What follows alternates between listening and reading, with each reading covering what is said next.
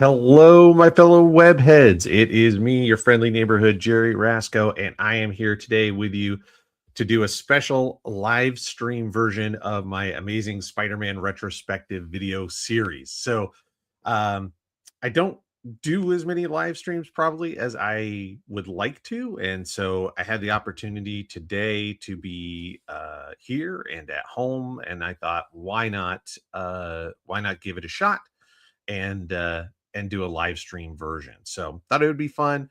I am still recovering from a bit of a cold, so I apologize for uh my uh vocal quality. So bear with me there. I appreciate it. So if you're new to the channel, if this is something you're seeing or you're seeing on Facebook, this is part of a YouTube series that I have been doing nearly for the past year. So this is episode number 51. Next week will be episode number 52, which I am considering the 1 year anniversary. It doesn't quite line up on the date, but for me, 52 episodes is like 52 issues of a comic, one per week for a full year. So we're almost at a year, and it goes all the way back to Amazing Fantasy number 15, the first appearance of Spider-Man. And I sit down with you and review the art for every issue, and we talk about the pros, the cons, what worked, what didn't, the tips, the tricks, the methods that the artists use to bring these stories to life. So today we're up to issue number 47. And again, as I always say, I couldn't do this without all of your support. So thank you to all the subscribers. Thank you to the people that follow along the series. Thank you for those who comment as well. I do try to check all the comments. I love it when I see people who are, fans who talk about they haven't seen this issue in years, or I bring up maybe a piece of trivia or a piece of behind the scenes information that they never knew or never thought of. So thank you for that. I really appreciate it. Please continue to support the channel and this series. So if you're seeing it on YouTube, give me a thumbs up. Think about subscribing to the channel. And if you do, click on those notifications so that you'll know when these come out every Monday. So that being said, we're going to cut over to the actual comic itself here and take a look. So bear with me for 1 second. I got to move a window. And here we go. So here we go. We have Amazing Spider-Man number 47 with the return of Kraven the Hunter. I think this is pretty interesting. Let me do one more thing. Sorry, in case there are any comments by anybody watching during the stream, I want to be able to check over there. But so it's an interesting cover. Less of a illustration of the story and more of just sort of a illustrative graphic cover, right? So you have this large not lone figure, because we have Spidey in the background, but as far as the foreground goes, lone figure standing on the Spidey signal, and then a bunch of Spidey poses in the background, which are great, by the way. These are terrific John Romita poses. I've talked about this in this series coming up as we transition from Steve Ditko into John Romita, that it's taken a little bit for John to get the hang of how Spidey moves, and these poses are awesome. There's a part of me, I mean, obviously it's done as a cover, so I'm sure that was the purpose, but I feel like these Spider-Man drawings could almost be things that he did as a study guide, something, just little poses, quick little drawings to say, how would he punch, swing, crouch, hang from webs, stuff like that. So I like that part. And one of the rules of comics that I have learned and been told over the years is any comic with a white background usually is a pretty good cover. If nothing else, it is a exciting cover, and it's something that's going to grab attention. So you got this, vibrant, bright colors on a white background. Excellent job. So again, it's not going to capture your interest to go, oh, what happens in this story? But you definitely, it is a good cover in terms of what you're trying to accomplish on the newsstand. Let me go over some of the pieces here that we always cover on this series. This is a scanned PDF copy of the original comic. So that's why you have these ads on the inside. You have things like the original indicia, which is all like the legal information about this, telling you, copyrights and things like that. So in 2004, Marvel scanned the actual comics. They had copies of every issue, scanned them and put them out on CD-ROM. And then that's what we're looking at here. So we go into a splash page. Now, again, if you're a fan of this series, if you've been following along, you know my opinion on splash pages. Splash page is when you have a page that is one giant image, so it's not broken up into any panels. That's what this is here. And this is good. I mean, in terms of a splash page, it's good action. You've got word balloons, things are happening. My only I have a couple of problems with this. One is that this is now you have to go through all this wording of what Stan wrote here. So, sorry, credits. This is a story written by Stan Lee, by John Romita, penciled and inked by John Romita. So Stan has to explain that what we're talking about here, because we see the Green Goblin. And if you've been following along, we know that it was a number of issues before Norman Osborn was revealed to be the Green Goblin, and he suffered amnesia when he was defeated by Spider-Man. And so he does not remember being the Green Goblin anymore. So what we're seeing here is a memory. We're back, actually going back to an older story and picking out sort of a plot thread that nobody saw on excuse me, on camera or on the screen. And that's what's explained here. So that part of it I don't like. You have to really go through, read, and you have to have some back knowledge to be able to jump into this story. So it could be confusing for a new reader. From an art standpoint, I think this copy, so this In the Hands of the Hunter, is way too big of a title. I'd like to see the Goblin be bigger because he's not a ton bigger than these figures. So to create more depth, things that are closer to you are larger. So I want to see the Goblin be larger to push these characters back. And then this background is extremely confusing to me when I first looked at it. I understand what's happening. They're fighting up in the air around some skyscrapers. You see buildings on the left. You see rooftop here. You've got this sort of grid, which I'm assuming is just a wall of some kind. But it's this large white shape in the background, which obviously it's a building. It has windows on this outside wall. But why is it this white background? Now, part of it might be that you don't want to put a lot of detail in here to take away from Spider-Man and Kraven.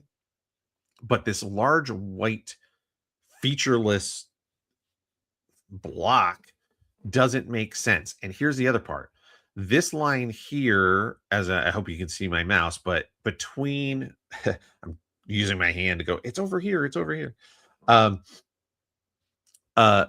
Down the line of the building that the Goblin is in front of, so kind of right around the Goblin's ankle, that's the line of the building, the yellow grid building that the Goblin is in front of. But it lines up with this white featureless block of shape.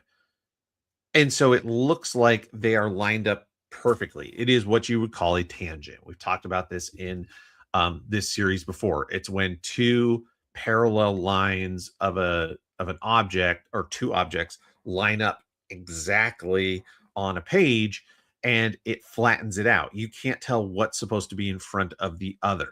And without any kind of like overlap, so is this yellow grid building overlapping windows or shapes of the building or something?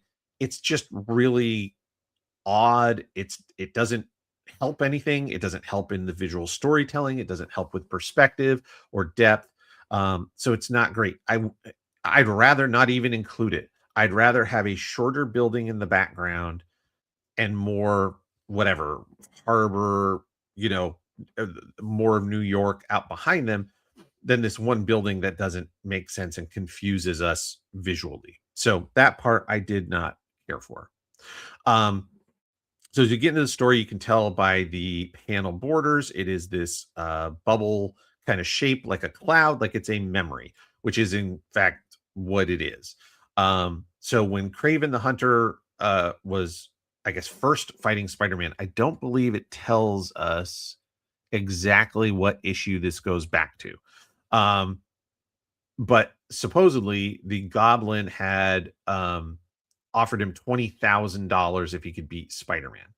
And so it all comes down to this from a story perspective is Craven feels like he mostly beat Spider-Man and that Spider-Man escaped. And so he wants his 20 grand. And so he goes back to get it. And of course, he's dealing with Norman Osborn, who's pretending to be a go-between the Goblin and Craven.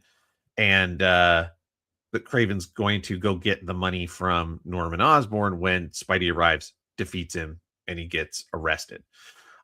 There's not much to talk about from an art standpoint. You have a very classic grid. One of the things I will say, there's a lot of grid work. There's a lot of panels on these pages. And I think at points, I'll point it out, I think it affects the inking on the pages. There's some stuff that's, in my opinion, is pretty rough, certainly compared to what we've seen from John so far. And I think I don't know if this issue, because of the number of panels per page, maybe he was up against the deadline and had to rush, but there's points where it feels like the art and the issue is a little rushed in places, and I'll point that out. For me, from a story perspective, too much setup. The whole memory thing, Craven could be talking about this in maybe 2 or 3 panels in a page. Just, the Goblin, I shorted me money. Now he's out of prison and he wants to collect. So that's me. Now, one of the things I want to say, just from again, we're mostly want to focus on art, but of course, we are going to talk about the story too. Um, One of the things is uh Craven's depiction here. So we know, looking backwards, Craven the Hunter is a character, and even in his early depictions, felt like a character that he was the hunter. He's Craven the Hunter, right? And that's his goal. So when he comes after Spider-Man, part of it is a thing of pride. It's about bragging rights. Who is he? The greatest hunter of all time. If he's the world's greatest hunter, he must defeat the world's greatest prey, which in his mind is Spider-Man. And so to be this thing where he was he was doing it for money, he was doing it for the 20 grand, and then he comes back and he is like absolutely focused on the whole plot of the story till the very end is, I got to get my 20 grand. The Goblin owes me money. I'm going to get my money. It's a point of uh, pride. I got to get my money. I never felt like Craven was a guy that was in it for the money, right? He's not a bank robber like Electro. He's not a bank robber like Sandman was. He's a guy that's the reason he has this vendetta against Spider-Man is, again, the pride issue. So I didn't like the motivations that much of Craven being all about the money. And then last thing here, this is a storytelling situation. Again, you have so much happening in so many panels. You'll see throughout the whole thing that there are a lot of skips of scenes, like we move from scene A to scene B without the artwork showing us that we're moving from scene to scene. And I think it's because there's a lack of space. So maybe this issue was a little overwritten by Stan. That's possible. And so John just has to artistically squeeze stuff in to fit in this big plot. I don't know. But like here, we go from the memory to Craven being, I guess it looks like on a dock, right? We got a big chain. You assume that's an anchor, a pier. I can get with that. That's enough of a background element to tell us, okay, he's at the dock. Then the next panel, not the next page, not the next whatever scene, he is now reading a newspaper and he's in the Daily Bugle. And we have to read that he is in the Daily Bugle because I was kind of, I've read all of these years and years ago, but I skimmed through them and I make my notes and I review before the video. And I was like, wait, he's on the dock. Why is he punching a filing cabinet? Where did that come from? And I had to read this little blurb up here that he is in the morgue room of the Daily Bugle. Morgue room is where they keep all the old references, photos, papers, etc. Um, and that he finds out that the goblin is dead, according to the news. But there's no establishing shot. There's no shot of Craven in the city, no shot of the Daily Bugle, no nothing. And it becomes a little confusing. I had to stop reading, go back and go, wait, what is happening here? Oh, it's because he traveled from the docks to the Bugle. So I was like, that's a little weird. And again, that happens a lot, I think, in this issue. And I think a lot of it has to do with just real estate. This is one of the problems you have when you try to pack maybe a little too much story into a book that's only, 20 something pages long. So Craven takes off looking for Osborne, and he's walking at night in the middle of New York City and nobody's there. So I thought that was kind of funny. He's just strolling the streets in this leopard print outfit with a giant lion mane, and there's nobody around to notice. Even in the 60s, New York City was never empty at night. So now we cut back to some Peter Parker stuff. So we've got Aunt May and her friend, Mary Jane's aunt, Anna Watson. They are moving in together. Mary Jane comes over and is supposed to be there to help them to move, and immediately just decides, I'm going to just start dancing because I'm just going to start dancing. Really emphasizing this personality type of Mary Jane. She apparently cannot do anything seriously and can't do anything if there's music on. She immediately has to dance. Peter, they're going to a party for Flash Thompson, who's leaving to go into the army, and we get a little bit of Norman and Harry, and again, re-emphasizing that Norman still has amnesia. He does not remember who Peter is. He doesn't remember them meeting, and seems to be back to normal. Now we cut over to Craven, and he is looking for Norman at his office, but Norman has identified here he's leaving for business. He's not home. This is one of the examples that I have. I'm going to zoom in of where I was saying the inking felt rushed to me. So John Romita has typically a very, you could see like up here, a fairly thin line, a pretty decent ink line. There's thick, there's thin, but it has a pretty consistent line weight with things like faces and stuff like that. And this Craven face is very heavy, very quick. There's a little bit of this highlight in the hair. Otherwise, all the hair is just blacked out. This just struck me as I was reading the book. All of a sudden, I was like, man, that it just feels very chunky and very fast. And this is exactly the kind of panel that if you're on a deadline, you're going to run through that panel. There's some other examples I'll give as well. And then this is another example of changing scenes without showing you're changing scenes. So he's talking to this woman. She runs away after saying that Norman's not home or not in his office. And now he's at his lair and he's got this yellow coat that he's tearing off. How do you, if you're not, again, it's up to the reader to read everything. I understand and pay attention. But if you're looking through this, it could be confusing from a visual standpoint. Again, as an artist, I don't know what the copy is going to be necessarily. I don't know what Stan is going to put in this little blurb. So I have to make it clear visually that if he's pulling off this coat and now you've got these spears in his head where Spider-Man's mask is going to go eventually, how do I know that he's changed scenes? It's frustrating. So for me, it's just kind of frustrating. And then we've got we change scenes here again now from Craven to the kids at college, and these are Peter's peers at college. Now, eventually, after 4 panels, you get this scene of a building. The building doesn't really tell you anything. Could be any kind of building. Be nice if it said like ESU or, science lab or cafeteria or something that would go, okay. I will say this, there's a lot of these in this issue. I'll point it out later, but this is a very nice glamour shot of Gwen Stacy. Um, Again, I've mentioned this in previous episodes.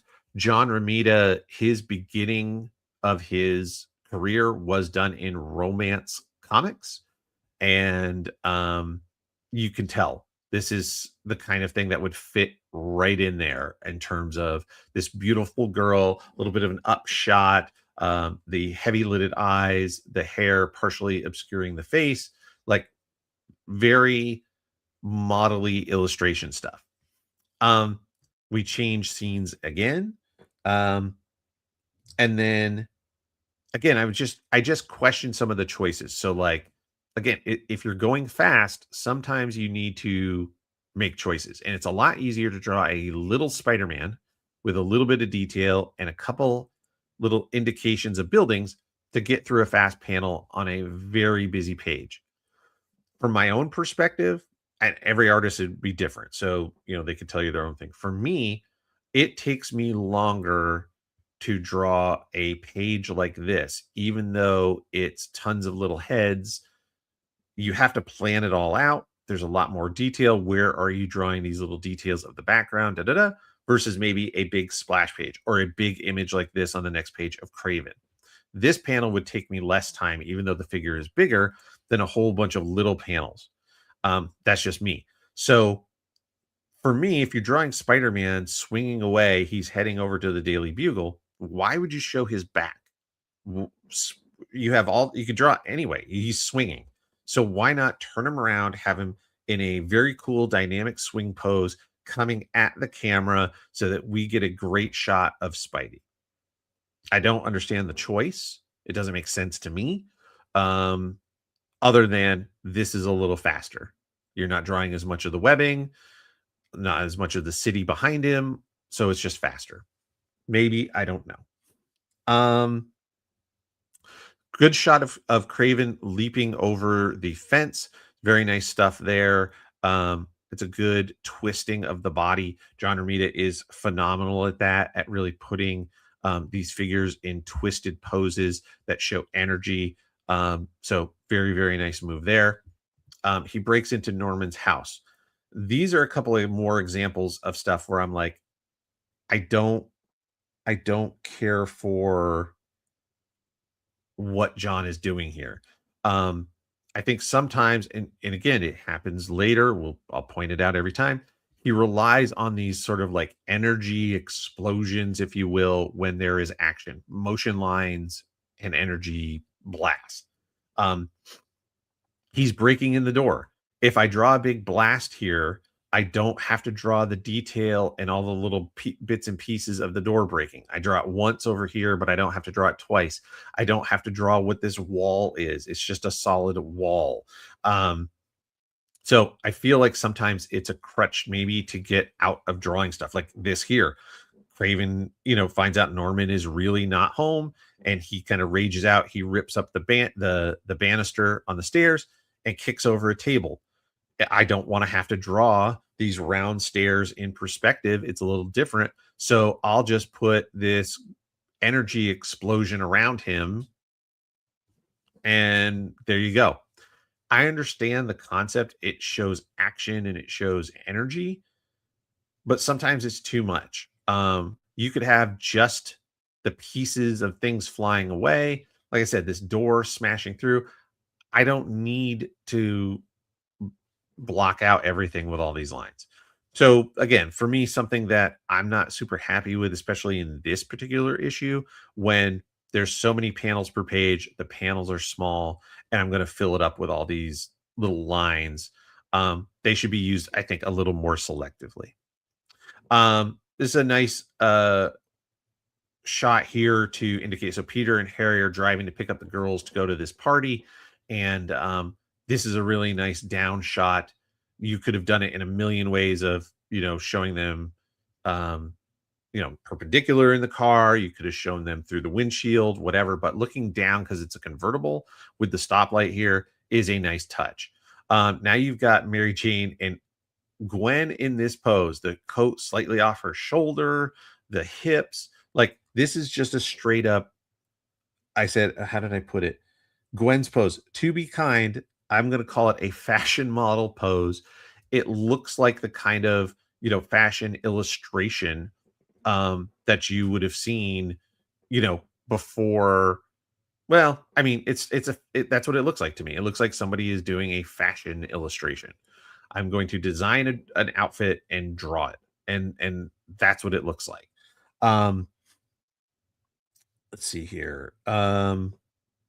The big group scenes I really liked. I'm gonna zoom in a little here on those. So you've got like this panel here as the crew comes into this party.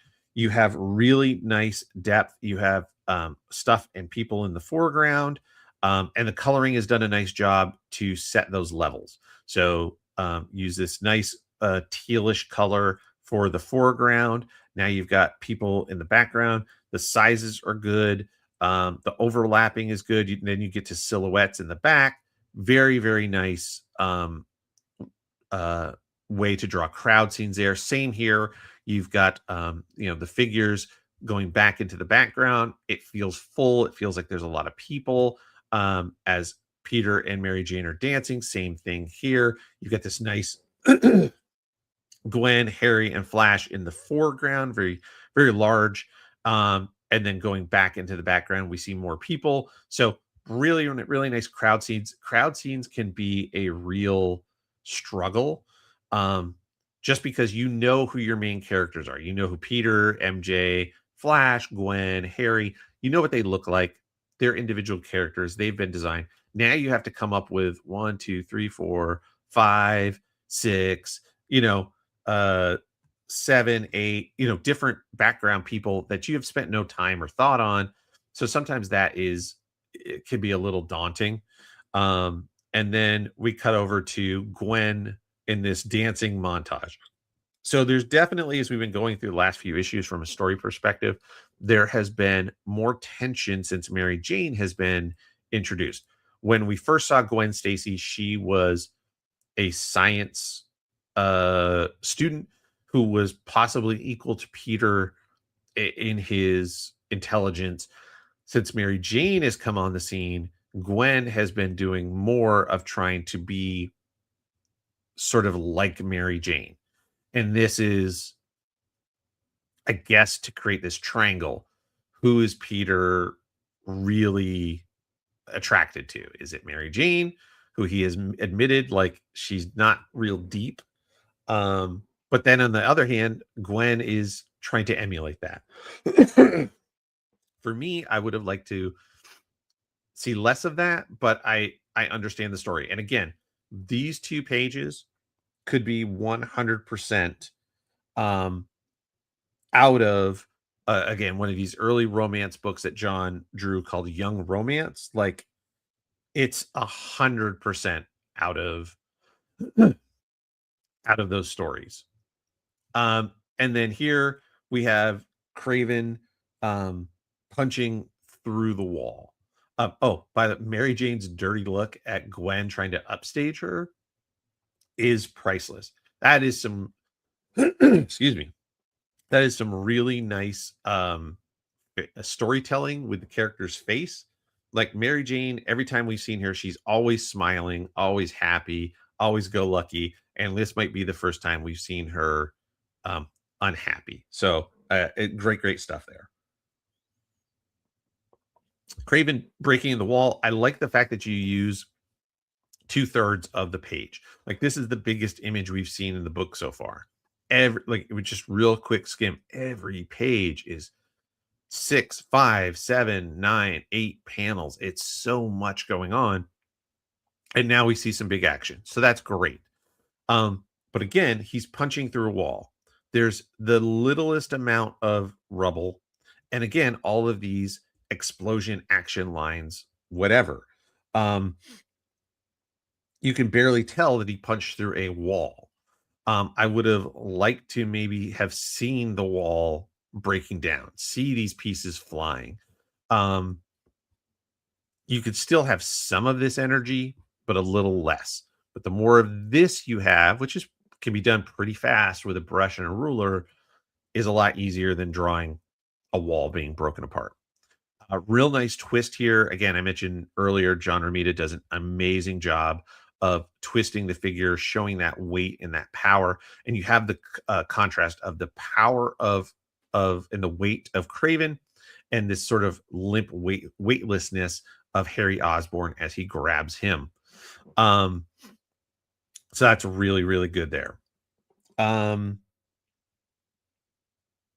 mentioned that. Yep. Oh, so again, this is another. I don't know why. I don't know if it's just, again, is it a speed thing? Is it a deadline thing? I don't know. So obviously, so Craven is grabbing Harry in order to leverage Norman for his money.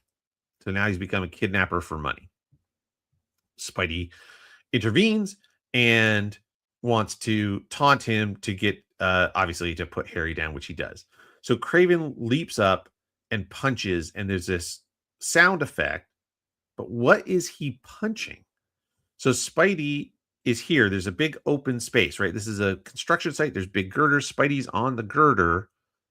He's punching in between the open space. So what is he hitting? He's not punching Spider-Man. There's no beam for him to hit. Yet we have, again, another one of these explosion actions to show it was a big punch. It just feels like a storytelling crutch. It's not it's not something I like. He can throw a punch and miss as Spidey jumps out of the way. I have absolutely no problem with that. But we've just become reliant on this storytelling shorthand. So Spidey's jumping away. This is going to go to the next page. I have a little question or problem with this too. So he's leaping out and down. So he's webbed the building. So the end of the web is the pivot. So he's here. Hopefully you can see me. And he goes around, right? So in the next panel, now he's swinging back up in midair. How did he change his direction from going down to now going up to kick Craven? Now, I think this is an awesome panel. This is probably one of the best panels in the book so far. You have great action. Now, this is where I don't mind the energy because there is a hit that's struck, but I can still see Spidey. I see all of Craven in the reaction to the kick, which is great body language, great motion. It's following the line of the kick. That's terrific. And it doesn't interfere with the background. I see the building they were in. There's the hole in the wall, and there's this phone booth, which is going to be important because pretty quick we'll see Ned Leeds calls, uses it. So it's established in the scene. So it doesn't come out of nowhere that all of a sudden Ned just happens to be at a phone booth that didn't exist. So this is great. This is a great, great panel. Other than the confusion of Spidey is swinging down, appears to stop in midair and completely change direction somehow, even though he can't fly. We'll let it go. So they're fighting. They're continuing. So here, same thing. So Spidey is taunting him. He wants Craven to fall, so he gets him to leap at him and ducks and moves out of the way, just like he did here. But there's no fatak. There's no striking anything. He just through thin air. No problem. But we've talked about this plenty of times. This is a very good sequence. I like it. And I like the idea that as Craven leaps past, he somersaults in the air to land. He's agile. He has strength and agility beyond your regular human being. Terrific. Here's your problem. He is leaping from right to left, but he's landing from left to right. It doesn't change the storytelling to simply flip this panel, like to it around so that as he's jumping, he somersaults and lands going the same direction. This is, I've talked about it, I think 2 or 3 episodes ago. John Romita seems to do this all the time. He's breaking the 180 line, which is moving the camera from one side to the other, from one side of the scene to the other side of the scene, straight across, and now your characters are going in the opposite direction with no explanation as to why they're going in the opposite direction.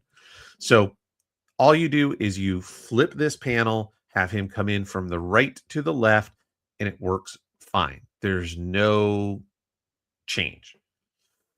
And then same thing. Now he's leaping back to the right, which is not a problem. And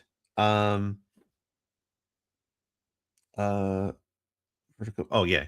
And now he swings around. This one, again, I'm trying to think if this does break the rule or not. It's there. I mean, I'm not going to harp on it because there's so many opportunities for me to point it out.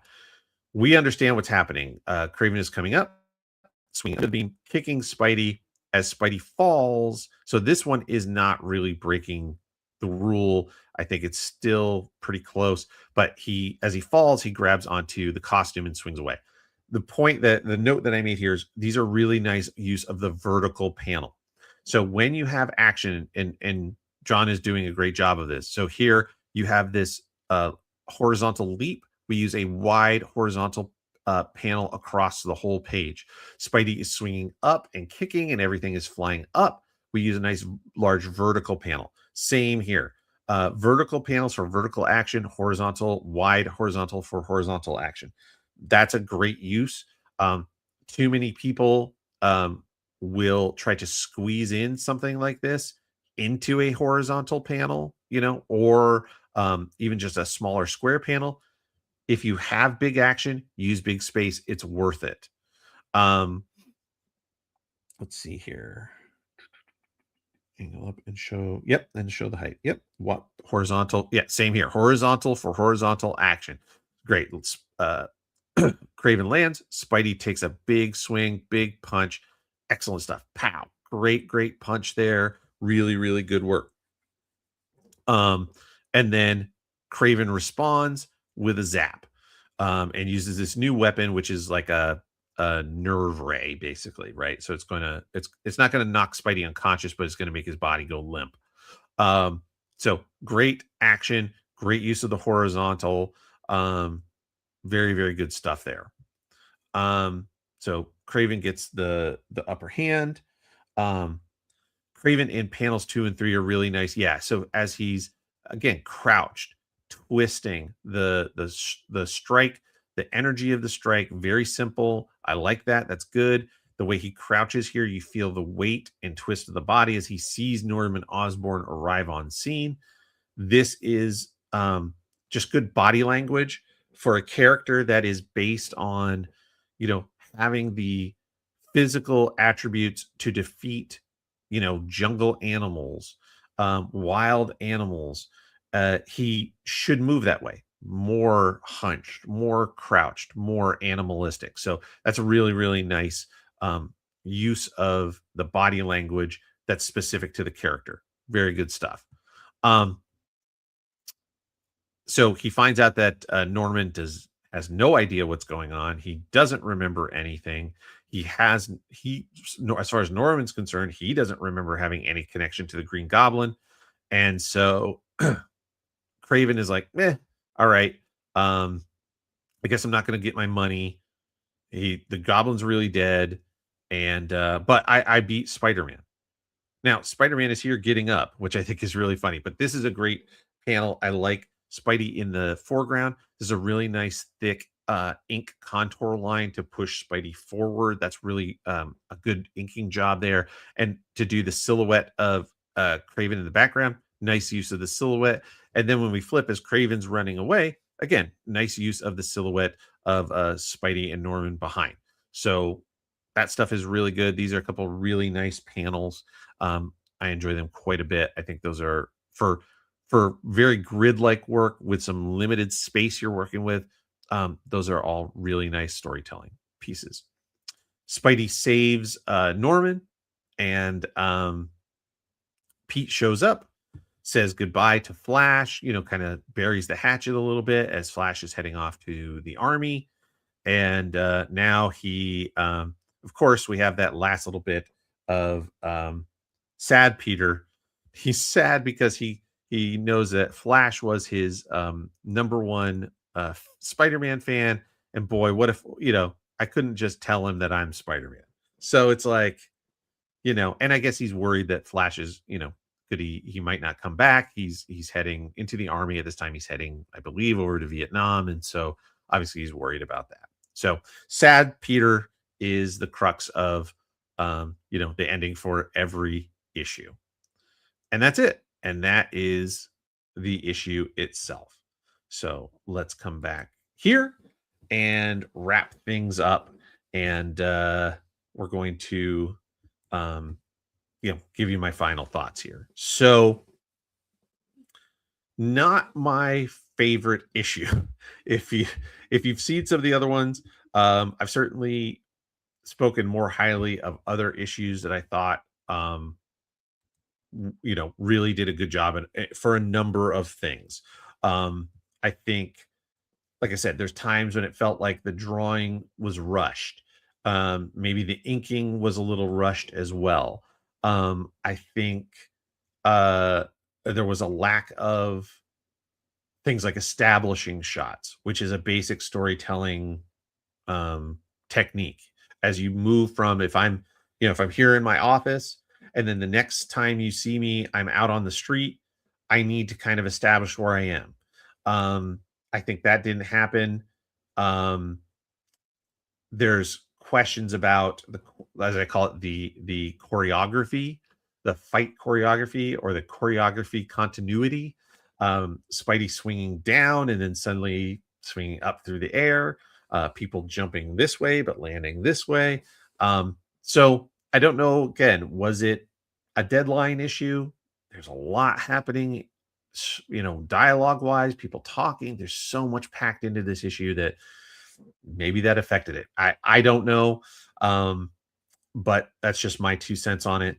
In terms of a rating out of 10, for me, I would give this issue a 5 out of 10. I don't like the depiction of Kraven as just a money hungry guy who wants his 20 grand. And then at the very end is like, okay, yeah, no, never mind. The goblin's dead. I won't get it from him. Norman doesn't remember anything. So I knock Spidey down. I guess I win. It felt anticlimactic. Obviously, Peter doesn't win anything. The whole thing is very weird. So not my favorite issue. But we're here. We got through it together, and hopefully the next one will be even better. So the next one, as we saw, is featuring the Vulture, the return of the Vulture. So that'll be exciting to see how that's handled. I think this will be the first time we see the Vulture from John Romita. And so it's always a fun time to see how he handles these other old characters.